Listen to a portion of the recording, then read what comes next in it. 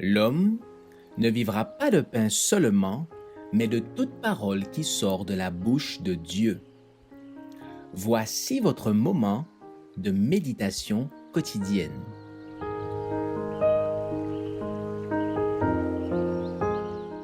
Vous recevrez une puissance.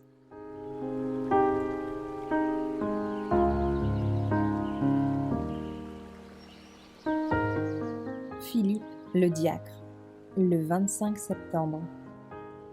L'Esprit dit à Philippe, « Avance et rejoins ce char. » Philippe accourut et entendit l'Éthiopien qui lisait le prophète Ésaïe. Il lui dit, « Comprends-tu ce que tu lis ?» Acte 8, versets 29 et 30.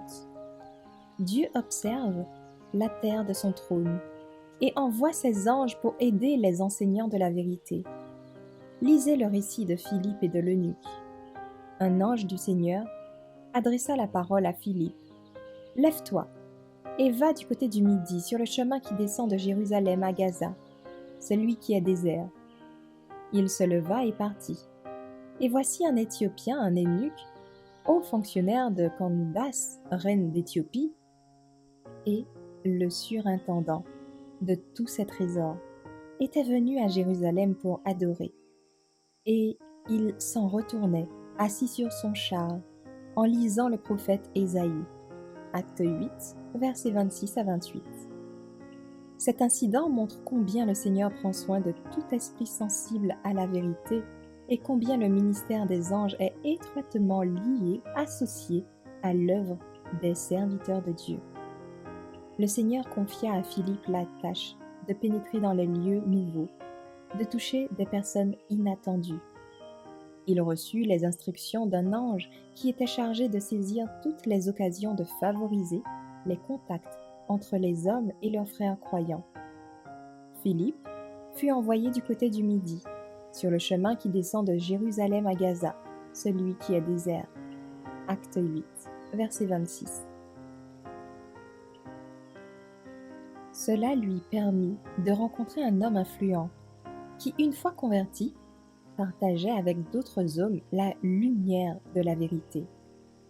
Grâce à l'œuvre du Seigneur, par l'intermédiaire de Philippe, cet homme connut la vérité, se convertit et fut baptisé. Voyageur de grand chemin, homme à la haute fonction, il exerçait en faveur de la vérité une influence positive. Aujourd'hui, comme à l'époque de Philippe, les anges de Dieu, les anges des cieux, sont prêts à guider les croyants vers leurs frères, les hommes. C'est un ange qui indiqua à Philippe où trouver l'Éthiopien si désireux de connaître la vérité. De même, aujourd'hui, des anges guideront pas à pas les ouvriers de Dieu qui attendront du Saint-Esprit la sanctification de leurs paroles et l'ennoblissement de leur cœur.